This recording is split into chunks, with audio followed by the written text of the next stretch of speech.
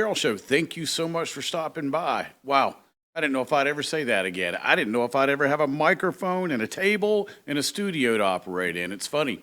Right when we were getting ready to roll, we're in a studio downtown. So if you hear a little noise, that's cool. It's just part of being downtown.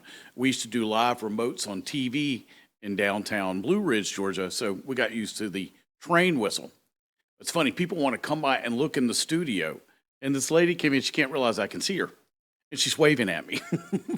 But she doesn't know what she's waving at. So, hey, if you're ever in downtown Summerville, Georgia, happening spot, come by and see us. Today's sponsor, can't leave that out. Since I'm back on the air after 11 years, got to get the sponsor in, right? Dirt Pour Coffee, they were nice enough to give me a mug. It's beautiful. What's great is the coffee's wonderful, but the people are even better that operate it. Heather and her team are absolutely phenomenal. So if you're ever in Summerville, Georgia, stop on by, get a cup of Joe and a cup of cheer, because it's a wonderful place to go sit. Now, let's get back to the so-called elephant in the room. Where have I been for 11 and a half years? What happened? I had people stop me in Atlanta and poke me and go, "You're real, man. I thought you died." So we're going to tell that story today. Normally on my show, we used to have a syndicated radio show. It's funny. When I was doing radio, my slot was 10 to 12, and I opened for Rush Limbaugh. So big shoes, right? I'm warming up for Rush Limbaugh. I don't talk about politics. I talk about love, lollipops, dating, marriage, how to make your business function better from a behavioral standpoint. I write books on those topics. I don't talk about politics unless it's part of the behavioral package to where people ask me to talk about someone's political stance. I'm the guy that watches political debates with no sound. So we used to do those remotes, and people come up and go, "Hey, man, I thought you were dead." That was almost true. The last time I sat in a chair with a microphone, we were having to stop the video to let me rest. So what we were doing is we're doing a 2-hour so-called live show. We tape delay it, so if something happened to me, or if I got sick or basically had to vomit, they would tape delay it about 15 seconds, and then I could lay down or get to a garbage can, and then we could go. And then finally, my last remote, I realized that I was having trouble just walking up the street, and I was starting to look sickly, and people didn't need to be around me anymore. So we had to pull the plug on radio. It's funny because I guess I can say it now. I'm free of the contract, and the company's been dissolved. I was signed with Asylum, big reality TV company, and they were adding me to the impossible line, right? Can't use any more of that, just look it up. And then we all got canceled. So it was good. It got canceled about the time I was canceling myself from my illness. So what's the theme of our show? It'd be the only time I talk about these things, so write this down if you feel the need to. It's the tagline for my show, and it's always been my career, is the wake-up call you didn't ask for. What's that really mean? A lot of people don't want to face reality, and I'm an if-then guy because I do behavior. I've done behavior for almost 36 years. And my mentor was a very if-then guy. If you do this, then you receive this. So that's the whole theme of the show is we're going to wake you up, we're going to get you going, we're going to get you to where you want to be, and we're going to have fun doing it. There's no reason to do this if we're not laughing and having fun. It's like people don't realize how much fun it is to get ready for the show, at the end of the show. You always want to enjoy what you're doing. If you're not, stop doing it. So the theme of today's show is don't ever give up. I'm not saying don't quit, because there's a lot of people out there that should quit what they're doing. They're terrible at it. Giving up is a whole different thing. It's a struggle. Something's been in front of you. Something's attacked you. You're under attack from this, that. All ways are attacking you. Or you're sick, or you're physically trying to lose weight, or there's a challenge there. And it's something that you've got to decide a commitment and not quit doing. Okay, that's different. But quitting is, I'm terrible at the following. Why don't I go do something else? It's funny. Our child asks us to give our honest view of his baseball talent, our youngest. And I was like, okay, I used to be a high school coach of basketball. I'm not going to sugarcoat it. Will I play pro? No. Will I play in high school? No. Will I play in middle school? No. Okay, that pretty summed it up. Now he owns his own business. But I was like, well, you're going to go pro in something else besides athletics. It's no different than the NCAA commercial where they go, we have so many athletes per year, so many go pro in other things. So you got to find out what your niche is and go get that. All right. So let's get back to the topic at hand. Where have I been for 11 years? Why did I come back? Why am I still trying to do this? And what's on the horizon going forward? Well, let's handle the 11 years. I was in studio probably, it's at least 14 years ago. And I was getting to where I couldn't, like, I would go to pick up a coffee cup, right? Because when you're on radio, nobody can see you, so you're sitting there slurping coffee. And I went to take a drink, and I almost lost the cup in my hand. And I didn't know what was wrong. And then I stumbled. And then my vision was starting to get blurry. I'm looking around the area in the studio, and things were starting to get out of focus. No, I've got nothing to do with my current eye condition. And then each day it got worse, and it got worse, and it got worse. We go to the doctors, and they couldn't figure out what was wrong with me. Here I was. I just got syndicated in radio. I'm opening up for Rush Limbaugh. I've just got a reality TV show about business or business behavior. The theme of the show was we go into smaller and medium-sized businesses. Cap was about 50 million. And we solve issues, either family or small cap businesses, where they either sell it, kill each other, or make it run and function the way it's supposed to. That's what it is. So then all things physical fail. And it's simultaneously, I just written a book that was recommended by Forbes, and I was like, okay, I got to write a book about behavior of business. Got Book of the Year that year, and it was a bestseller on multiple continents. The problem was I don't remember any of it. I don't remember releasing the book. I don't remember everything that's in the book. I had to go back and peruse my own book because I didn't remember what I had said. And that's an alarming thing, and it's a frightening thing when you go, hey, man, I just got a bestseller. I can't recall one piece of the book. I was laying in a hotel room in Raleigh, North Carolina. Just went to see Stryper that night. All right. Stryper helped me find Jesus. And I was so sick I couldn't get out of bed. I think my temperature was 104, 105. My wife knew what to do, so she just packed me away in the room and packed me away in the bed. And we knew something wasn't right. We didn't know what. So now you've lost your radio show. You lost your TV show. Basically lost your career. You don't know what's happening. Nobody can tell you physically what's going on. Here's what we knew. My eyesight was starting to diminish. I could physically not go upstairs any longer.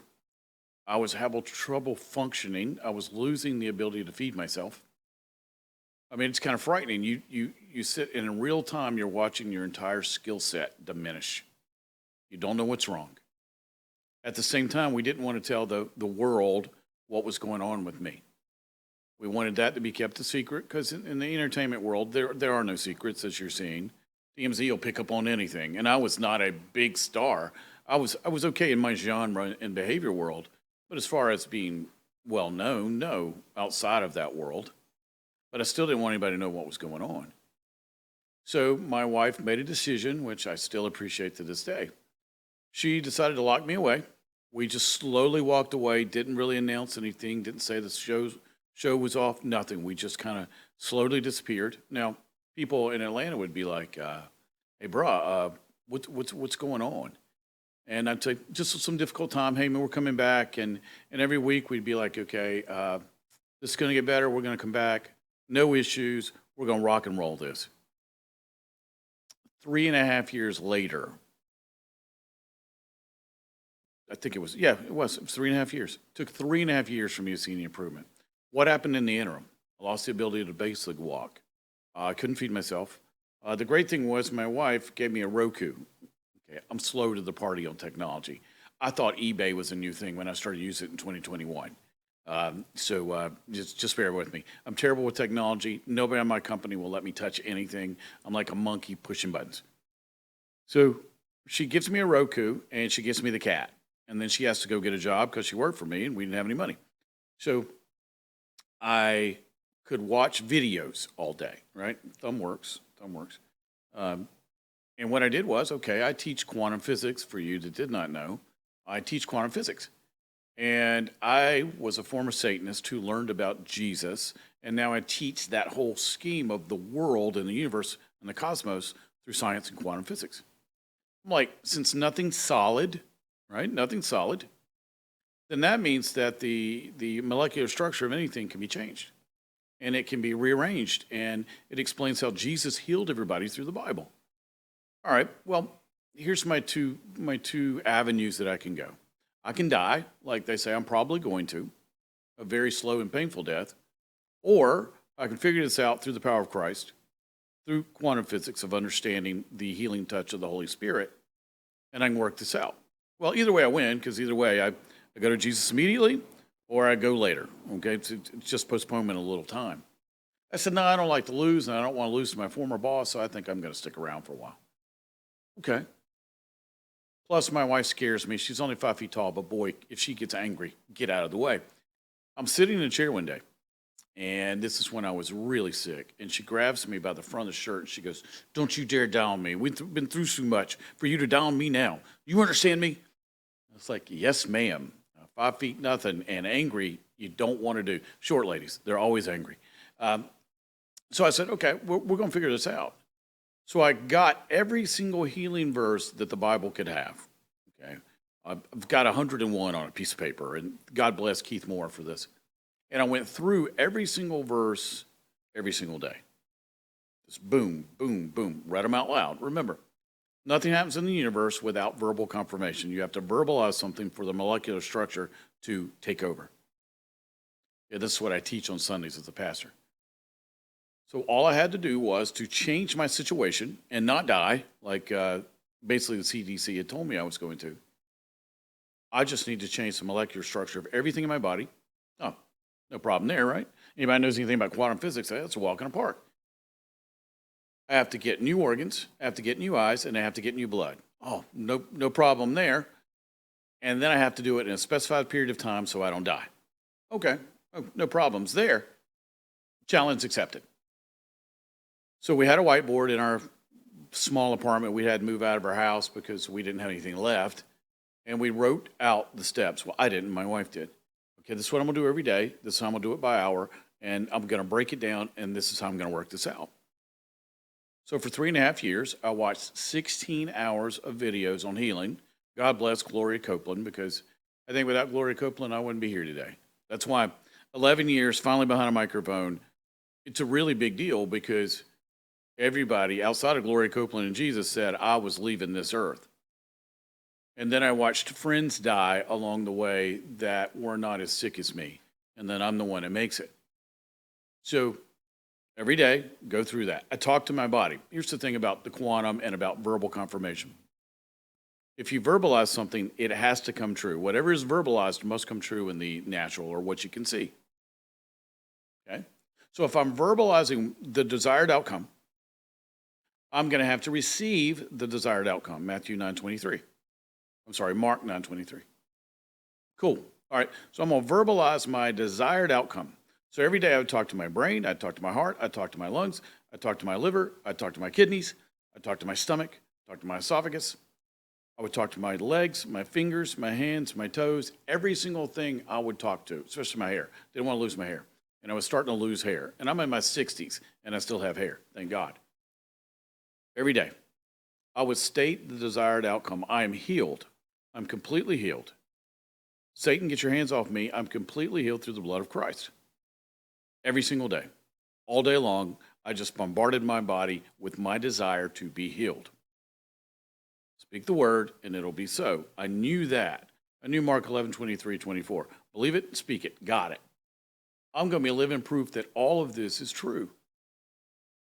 And I recently had lunch with a quantum physicist that backed me up on that. A guy named Perry. I'll tell you about him later. He'll probably be a guest on the show. But then one day, we could smell me. Okay, this is if you've ever smelled rotting meat. My wife looked at me and she goes, you smell like you're rotten. And my skin had started to turn yellow. I looked like a magic marker or a highlighter, like the Superman symbol with the yellow and the red. And I was starting to turn yellow, and my organs were rotting from the inside out. I'd never heard of anybody doing that. Hey, I'm first. And it was so funny during this time, the CDC said I was one of the sickest people they'd ever seen. I got a doc from the CDC to go over all my medicals. She said, "You're the sickest person I've ever seen, and there's nothing not modern medicine can do for you." Cool. At least that's one door shut, and I don't have to pursue that. So then we sit and go, okay, cool. All right, I'm number one in something. I've always wanted to be number one. And then they checked my blood and they said, this is the worst blood test we've ever seen of a human that's still alive. Again, I'm number one in two categories. I'm rocking and rolling. Now, I'm finally number one at something.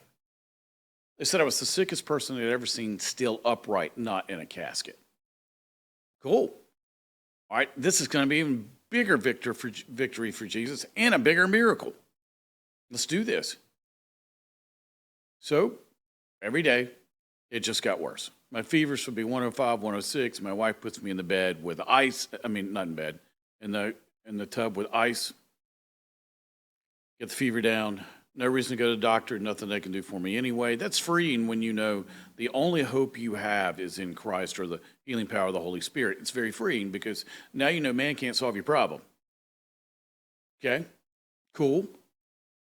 I feel terrible. I'm vomiting profusely. I'm vomiting on my wife. You know you have a loving spouse when you can projectile vomit on them, poop on them.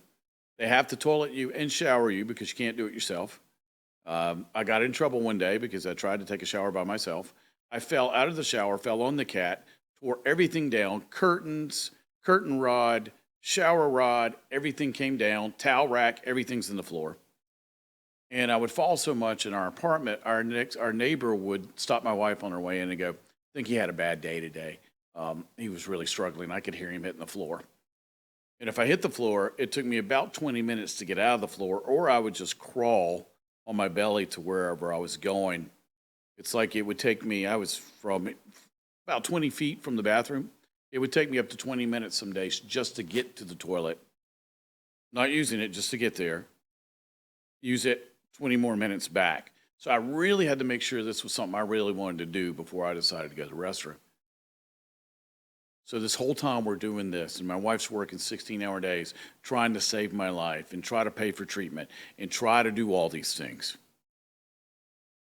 How do you know you're in the right marriage? Again, it didn't break you, it just made us stronger. Because she knew I was afraid enough of her not to die. So I was going to figure this out.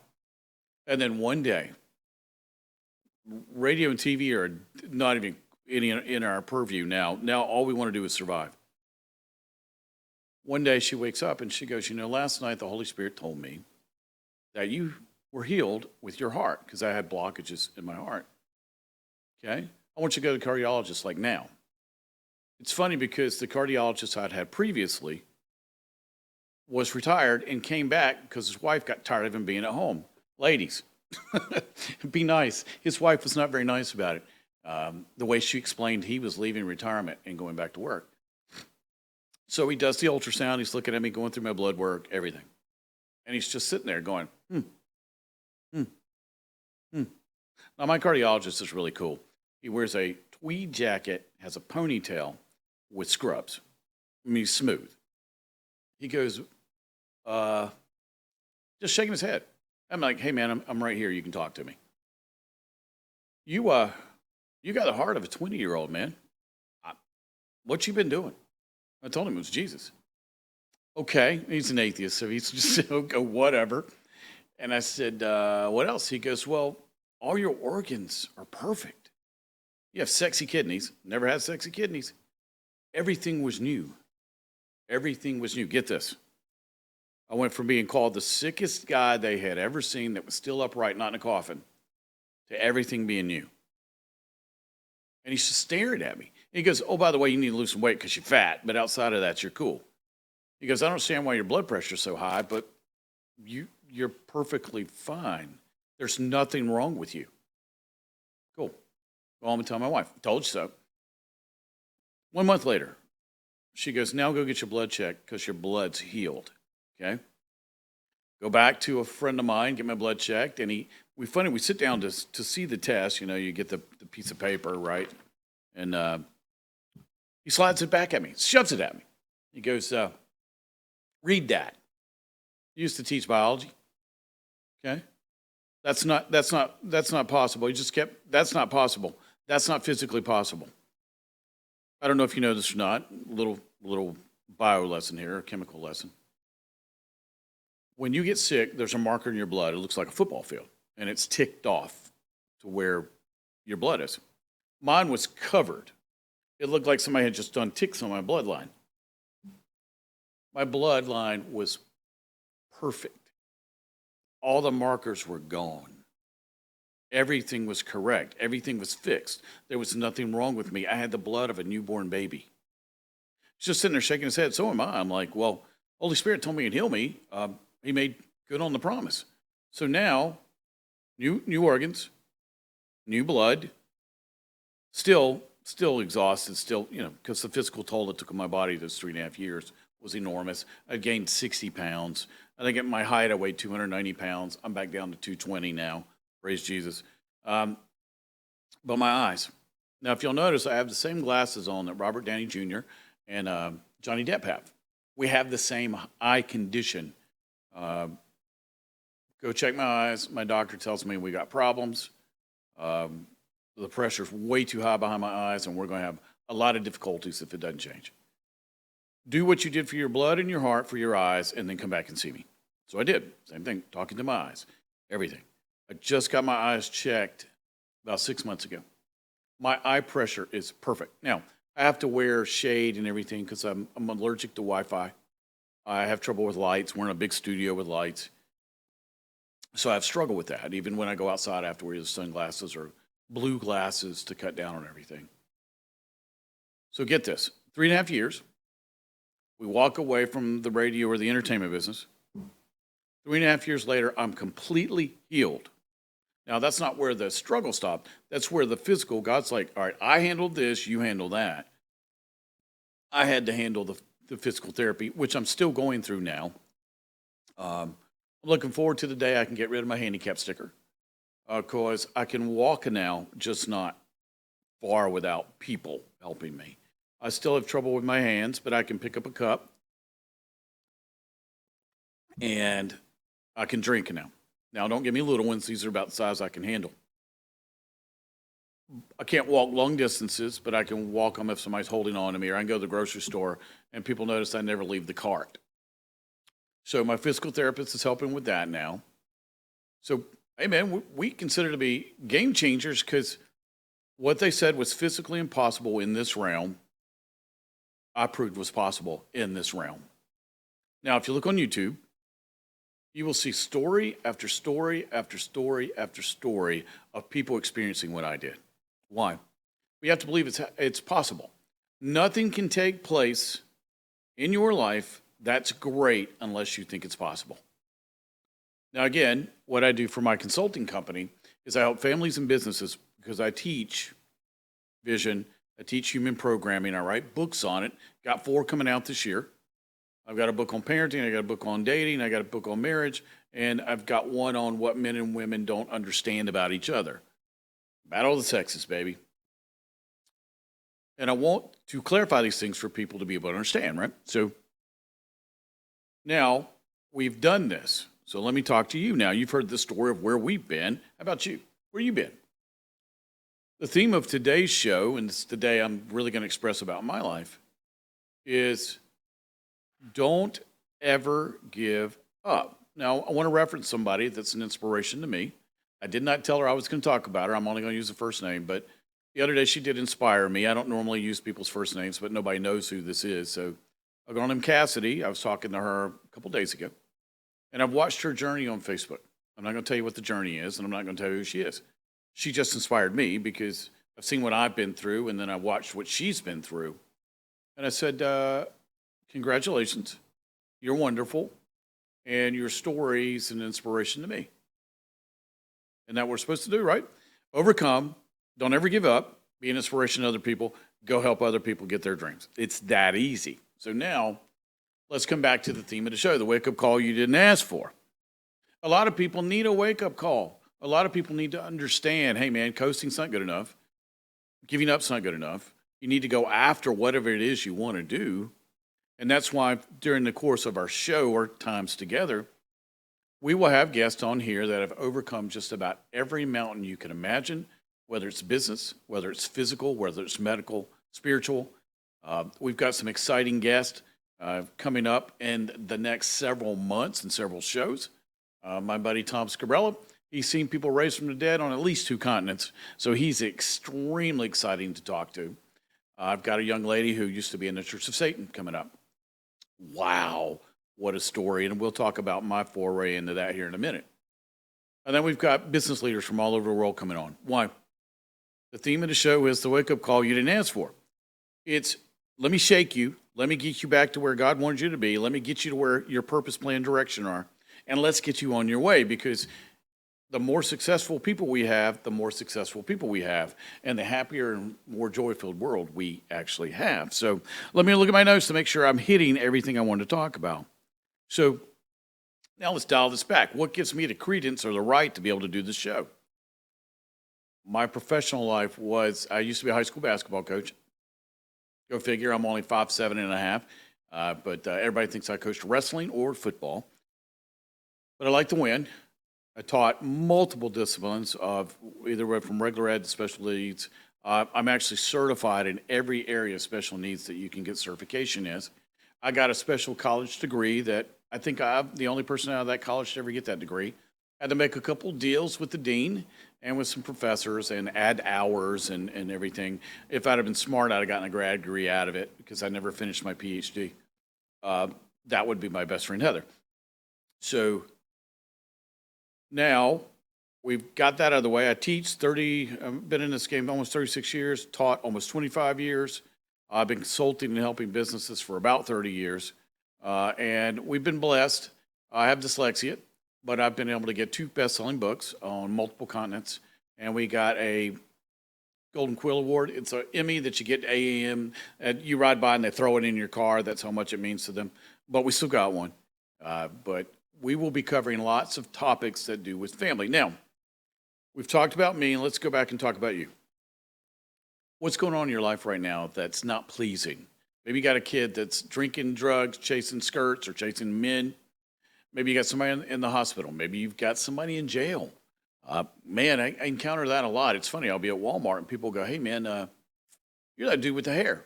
Can I ask you a question?" I am the dude with the hair. And might as well. It's Walmart, so this line ain't moving anytime soon. And they'll ask me. And it's always either dating, marriage. How does my marriage get better? What do I do with my kid? I can't kill him. What do I do about him? My husband's not this. My wife's not that. Whatever it is. Cool. We can handle that. It's just a matter of having a plan, enjoying the reproach that goes to it, and desiring. So I always ask people, and my wife was my worst client in history. Remember when we first met? Because there's going to be a question I'm getting ready to ask you that really infuriated her and got me called lots of names by her and other clients. I was like, all right, what do you want out of life? And she would go, well, I want to do this. I want to achieve this. I want to make this amount of money. And I'm like, stop. That's not what you want. Next. And she'd give it to me. Nope, stop. Next. That's a lie. Next. That's a lie. Stop lying to me. Stop lying to yourself. Stop lying to me. 20 minutes into it, she gets up. I use a whiteboard, and you know those dry erase markers. She throws one as hard as she can and hits me in the nose with it. Then she picks up another one. I got 4 markers to the face. She storms out with lots of bad words. Finally, she comes back and she goes, okay. Okay. Maybe you're right. The one time I was right in 20 years. Okay, I'm ready. What do people normally say when you ask, okay, what do you want? You can't solve any problem without asking first, what do you want? Look at us. We decided I needed to live. Okay, that was job 1. I need to live. We didn't know if I'd ever do this again, but I needed to live. Job 1 was, what do I want? Okay. Do I believe what I want is feasible or possible for me? Not for other people, because I have people now that are dying or have cancer or whatever it is, and they'll go, well, yeah, that was for you, but not for me. Well, God's no respecter of person, so that's probably a silly statement. So what do you want? Is it feasible? Am I committed to making this take place? See, that's where all this, it's not New Year's resolutions, because New Year's resolutions are, I feel really good today, we're having a great time, I'm sitting with my friends, and I'm going to say I'm going to do X. Doesn't take any commitment just to say I'm going to do this with nothing behind it. So, okay, what do you want? Are you committed to it? Can you see it taking place? I do this with every single client I have. Why? Because people come to me and they want me to fix stuff. Now, I am a pastor, um, and I always approach things from a creation standpoint. I'm not the guy to come see if you don't want to hear about creation, but I can show you why it's all real through science. So now you've got to make commitments to yourself, to your family, to your accountability people, whoever it is around you. People don't like commitment. It's like a dirty word with Gen Z. Commitment, work, labor, it's all true. Now, before you get mad at Gen Z, if you're a baby boomer, go look in the mirror and go, that's your fault. It's our fault. I got called an angry boomer a few weeks ago, and I was like, man, that's like a badge of honor. Thank you so much for realizing that I'm the guy who tells you to get off his lawn. But it's just commitment. It's just understanding that if I do X, this is possible. It's no different. I got a restaurant next door. If I walk over there, order my food, and pay, they're going to give me some food. If I leave any of those steps out, I ain't getting nothing but a ride in a police car, because if I try to get the food without paying for it, I get to go downtown and get booked in. Okay, easy enough. Now, don't forget also subscribe, show this around, hand this around. If you know somebody needs to hear this story, give it out. Let them know. We're on just about everything out there. Truth Social. We're on Instagram. We're on Twitter, or getting ready to be on Twitter full time. And we're on Rumble and TikTok, or I call it as Tic Tac, because I still don't know how to use it. That's what Gen Z's for. They teach me how to do everything. All right. So look for us there. But if you think somebody can use this information, please get it out there. Subscribe, though, and like. Those always help to get your channel up. But let's get back to you. What is it you're struggling with this year? What is it that's held you down? What is it that's keeping you from achieving what you want? What is it that's blocked you from whatever it is that you wanted to do? See, we do a portion, and we'll do this when we institute it. You'll see me get to the cards here in a minute, called the mailbag. Because life's no different than high school, and this is what I mean. You have categories of people. You have the cool kids, she did it best in Ferris Bueller, the dweebs, the jocks, the whatever it is. She goes through all the categories. We do that to ourselves in life. We also go through life with questions that we don't have answers to. I always told people when I was teaching new teachers, if one kid raises his or her hand in class, there's at least 20 that have the exact same problem. They're just not confident enough to ask the question. Same thing here. That's why we do the mailbag, and they always give me the questions. Because people have questions they're just afraid to ask. Again, you have to go back to the qualifiers I gave. Are you committed? Are you ready to go? Do you know what you want? And then what people normally do is they'll send it through mailbag, or they'll stop my wife at the grocery store and go, can you ask him, or can you get him to do, or I don't know why people don't ask me. I guess as one of my clients once told me, high up executive said, I was a heartless you fill in the blank, because it was pretty thorough. And I was the only inhuman person she had ever seen trying to operate in a human world. She basically said, I had no heart, and I was impossible to like, and I was just ruthless and heartless. Now she thinks I'm the greatest thing in the world. It's just pointing out, you're not mad at me. You never met me. You're mad at your situation, and I'm kind of holding up a mirror to it for the wake-up call of how to change it. All right, so mailbag. We do have mailbag. You can go to our website, scotferrell.com, SCOTFERRELL.com, and look up everything that I've told you thus far and what we do and where we go, and you'll see it up on the screen.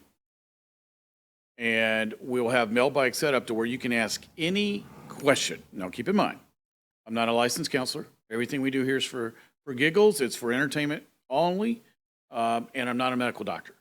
If those questions are within that genre, I will have the expert come on. My buddy Frank Tortorici. Frank overcame his Tourette's naturally. He was a bodybuilder, and now he's been on the cover of Men's Health for, I think, 11 times. He'll correct me. Don't worry. But I'll have Frank come on and talk about nutrition. There's not a topic we won't cover within reason. Now, keep in mind, there's certain topics that are not going to be covered on this show. Keep that in mind. If it's one of those topics, I'll let you know. Seems to be something going on in town today. The joy of filming in a small town, you get to hear every sight and sound that comes by. I'm used to it. I grew up like this, so no worries. But now, I want you to do this for me right now. As we listen, as we talk, it's just me and you. So keep this in mind. In life, there's two people. Keep this in mind. A victim or someone who's victorious. Only two people. Which one are you right now? Now, remember, with all the shows that are on reality TV and all the housewife shows, terrible people. Being a victim gets a lot more mileage. Being victorious gets you torn down. Now, we hate the rich, as Lemmy would say with his band. Eat the Rich was a song, if you don't know what it is. Why are we mad at people for being successful, and why do we pat people on the back for not being successful? I've never understood this. Why do we like victims and hate people that have gone out and done something? Why are we mad at people that have a bag full of money, and then we praise the ones that don't because they're mad at the people for having a bag full of money? I will never understand this. Must be really big what's going on outside. All right, so pray for them, please, whatever's going on out there. See, it doesn't take a whole lot to complain. Why do I know that? Well, when I go out, my hair's out in the way. When I go out, people act like I'm blind and deaf when they're sitting beside me. And they'll just start rambling on. I just go to places, I go to coffee places and just listen to people talk about their lives, what's going on, who they hate, who they're dating, why they're getting a divorce, why they got a divorce.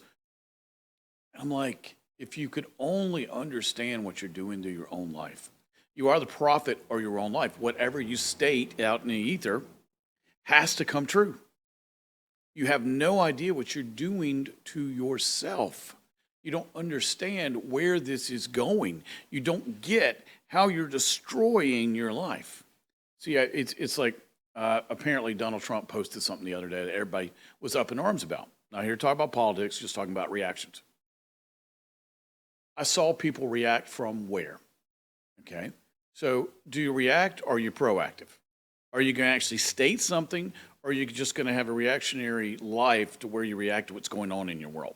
Either you're driver or you're the passenger. It's one or the other.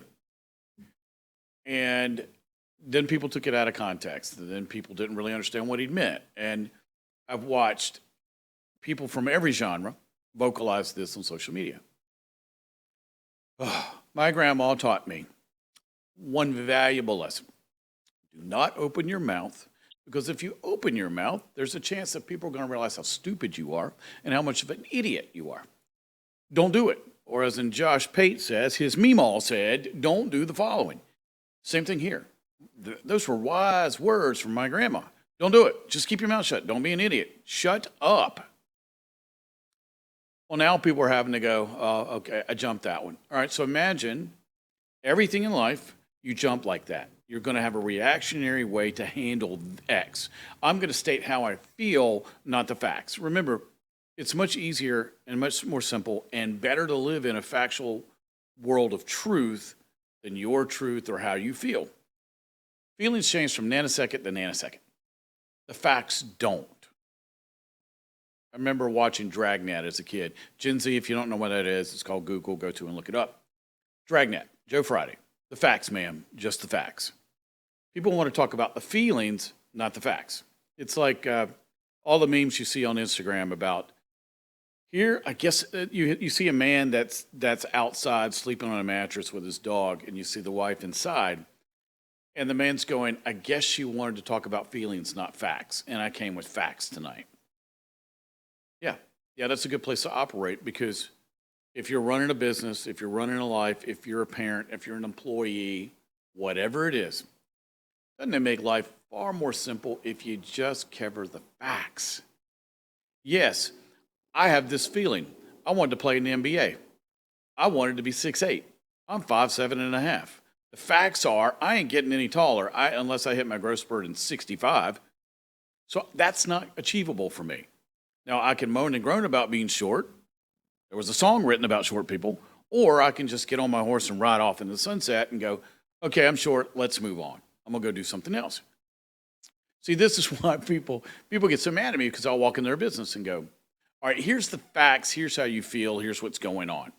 Do you or do you not want to fix this? I had a person I consulted for one time.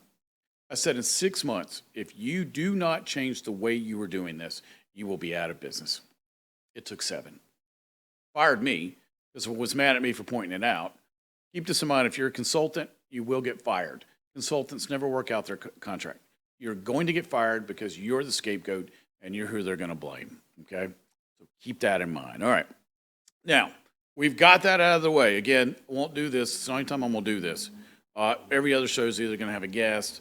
We're going to go over specific topics. We're going to be solving problems. I'm freestyling today, so you and I, since we have 11 years in between us and we ain't got to talk, so you and I can talk to each other. Now remember, don't forget, scotferrell.com is how you reach us.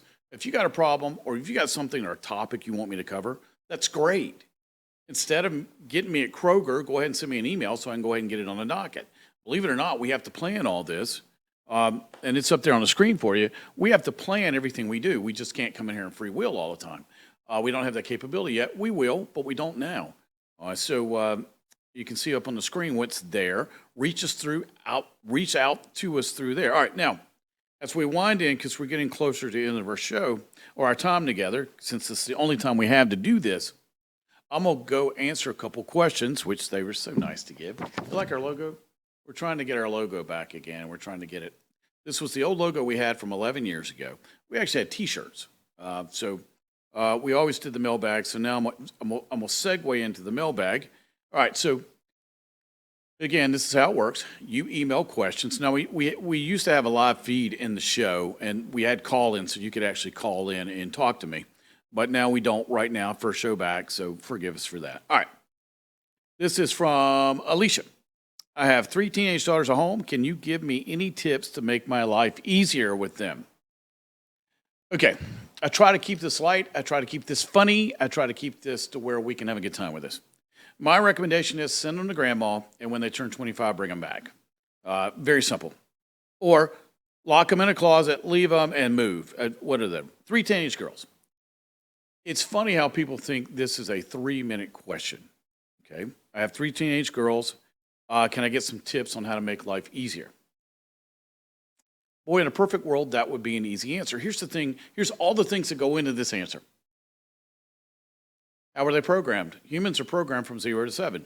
Whatever's programmed to you from 0 to 7, all your 5 senses, you're in theta, you're being hypnotized from 0 to 7. I'll go over this in full in other shows. Or if you've ever heard me speak, this is probably, oh my gosh, is he going over that again? You're programmed from 0 to 7. So everything that touches your 5 senses is programmed into you. Thus why you say, I'm never going to do that. I'm never going to act like my mom or dad. And then you do exactly what they did, or you say what they did. Well, who programmed you?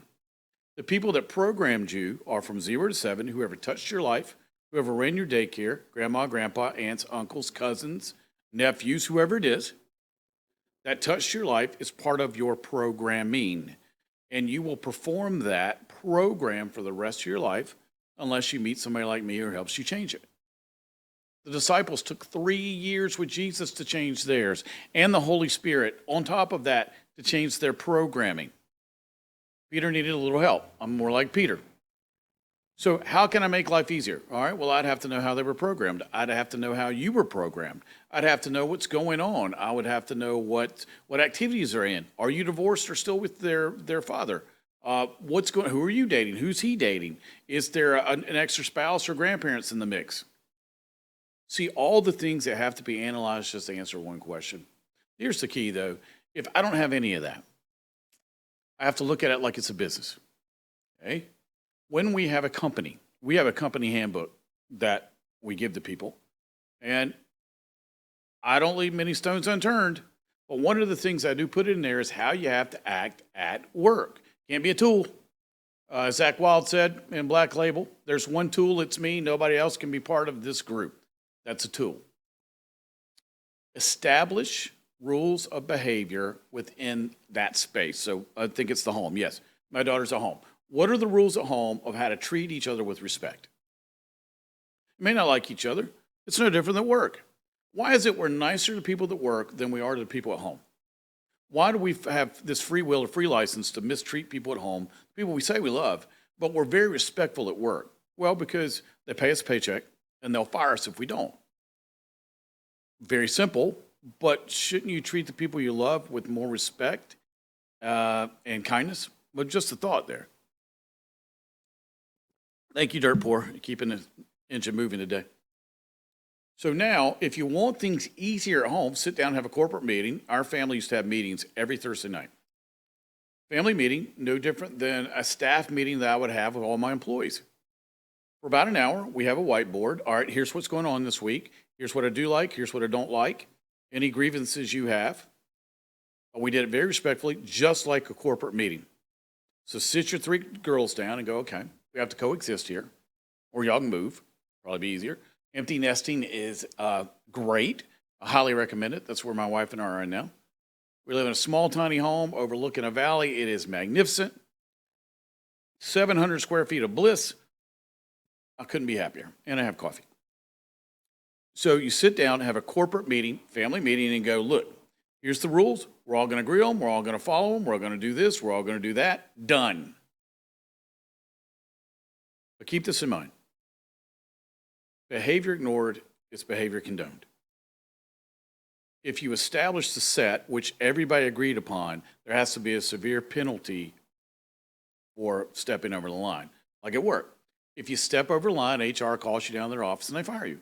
And you don't get that nice little paycheck periodically deposited in your account, either on the 15th and 30th or the 1st and the 15th. It's funny how the paycheck goes away if the job goes away.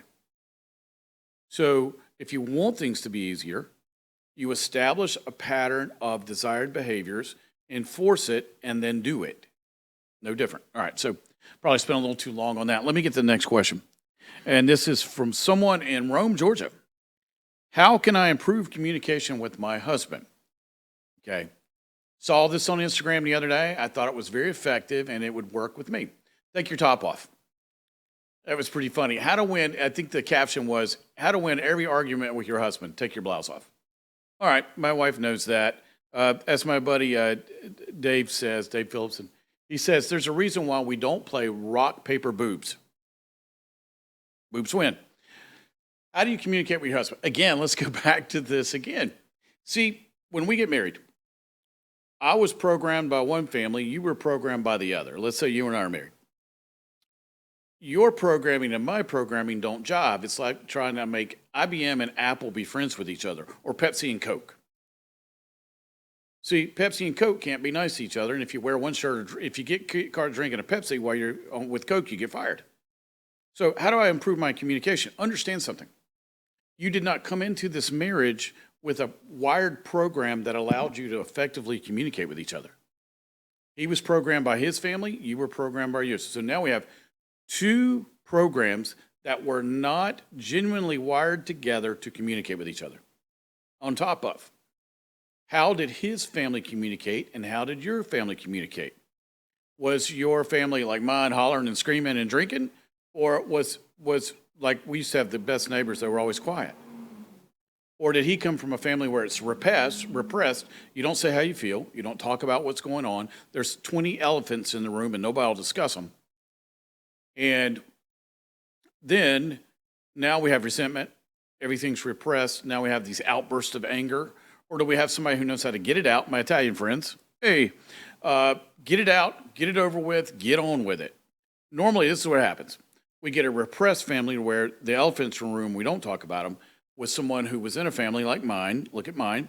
My wife came from the don't talk about it, and my family came from the let's get it out. We're going to handle this now. My wife didn't believe me till she met my Aunt Frances. God bless her. My Aunt Frances was an opera singer and a very polished woman. If you ever saw Designing Women, my Aunt Frances was Julia Sugarbaker, just class personified. And then my wife met her, and she realized, oh Lord, this is where he gets that forwardness from. My Aunt Frances didn't suffer fools. She would tell you exactly how she felt. My dad, our whole family's like this. We just get it out and it's over with. So now I got to communicate with my husband. Well, what's your modalities? Are you if you don't know, I'm not going to tell you person, which, well, unless he's Chris Angel or a psychic, that ain't going to work. Or are you going to be this? And I'm going to help you out with something. Let's say something occurs in the home. You go to him. Instead of, I'm mad at you and I'm not talking to you, you're sleeping with the dog on the couch or out in your hunting bin or out in the camper. Or if you don't know, I'm not going to tell you, try this.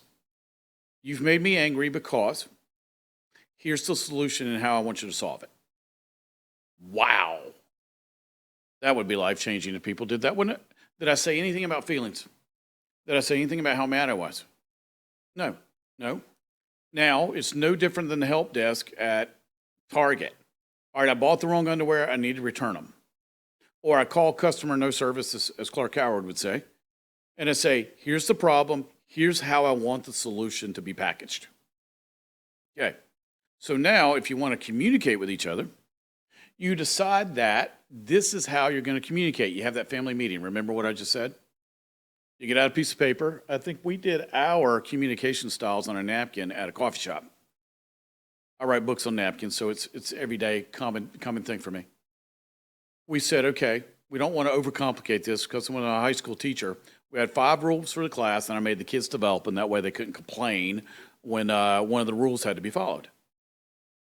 We're going to do the following to communicate effectively with each other. I'm going to write it down. All right, I'm going to get a piece of paper.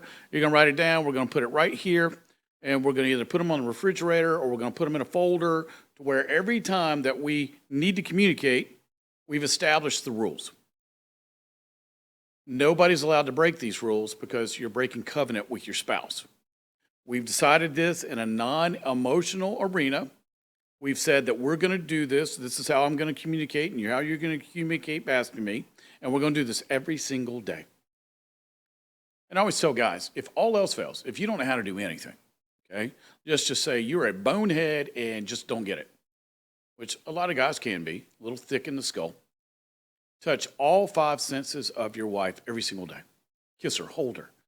Tell her how much you love her and appreciate her. Touch every sense. Let her hear it. Let her smell it. Maybe there's a smell she likes, flowers, perfume, something. Maybe she wants you to take a shower. That smell. Touch all 5 senses every single day. And part of the communication is respecting the other person. I tell guys all the time, love and a relationship or a marriage is no different than a job. Every single day, you have to give your boss a reason to rehire you tomorrow. Or when your review comes up, you're no longer employed. Same thing here. Give your wife or give your husband a reason to rehire you. Here's why I think tomorrow morning you should get up and rehire me. I did the following, and you were able to see this. And if we did have an issue, we had the rules, we followed those rules, we overcame those issues, and then we were able to move on. Because here's what you don't want to do. I know when we first got married, we had some struggles. Now, we don't now because she's perfect, and I've just learned to deal with it. No, I'm just kidding. We've had 20 years together, and I would rather be with the only person I want to hang out with is my wife. She's my best friend. Why? We went through all this because we had flawed programming, and we had to do it together, and we had to weave a communication system together. We had to go out and make it work because we knew that God had put us together. Here's the joy of marriage. If God put you together, you can't leave because there's nothing better out there. God put the perfect version of you together. So you got to work it out. You don't have any choice. What is it? If you're tired of me, go take a nap because we ain't getting a divorce. She may kill me, but we ain't getting a divorce. So communication is also, then you come back to respect. I'm not going to communicate with someone that I don't respect. All right, what's respect? Here's the thing. We have all these words, and it takes a thesaurus to figure it all out. What's respect look like to 356 million people that we have in the United States? I'm going to get a different answer from every person. What's communication look like? Is it verbal or nonverbal? Is it cues? Is it tapping? What is it? Is it music? Is it through one sense and not the other? This is where we make all this complicated. That's why you need rules. If I want to communicate effectively with my spouse, I'm going to establish the norm. All right, here's where we want to be. Here's our goal. No more fighting. Normally, that's what that means. No more fighting. And then here's how we're going to do it. And then we're going to follow the rules. We're going to get along. We're going to love each other. And our home's going to be nothing but peace, love, and joy. You know how many people laugh at me when I say that? They'll go, you don't understand. That's right up there with how we used to tell our folks, right? You don't understand. You don't understand what it's like to be a teenager. I used to have kids tell me that when I was a teacher. You don't understand. I was born 45. Yeah, I was born full grown. I'm Benjamin Button. I'm just going to reverse age, right? I'll understand how you feel one of these days. It just cracks me up. Hopefully that helped. Thank you, Alicia, for doing that. And Unnamed in Rome, Georgia. Here's a practice I don't do because there's a lot of people out there with not really nice intentions. I don't use last names unless you're a guest on my show, unless you've given me express permission like my buddy Frank. I will never use somebody's last name in mailbag. It's nobody's business. And if it's a really funky question, I won't even use the real name. I'll make up something or put unnamed. So feel safe on that. All right. So hopefully this has helped. This has been fun. It's hard to believe our time is winding down. We got a few more minutes left. But thank you for allowing me to express. That'll be the last time I tell my stories. This show's not about me. It's about you. It's about getting you answers, not listening to me drone on about my life. Hopefully my life has helped. So if you got somebody who's sick, if you got somebody that's at their wits' end, you've got someone that's thinking about suicide, don't do that. Permanent solution to a temporary problem. Things change. Then let them know we're out here. Let them know we're a resource. Let them know that we want to be a resource for them and can help. ScotFerrell.com is our website, remember. Spell it with one T. Don't spell it with two. The two is the guy from ESPN that screams at people on the radio and talks about hockey. I was in a Starbucks one day in Buckhead, and this guy just started reaming me out. I mean, you talk about profanity. This guy was inventing words. And then he looks dead at me and he goes, sorry, bro, you're the other one. Because we're in the same building. And there was a coffee shop at the bottom. And I said, yeah, our voices are a little different. I don't sound like sandpaper.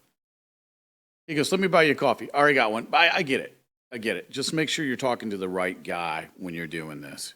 All right, so you can meet us in so many avenues. We do have a consulting business, so I do work with people on an hourly basis, companies and individuals and families. Remember this year, we got 4 books coming out, 4.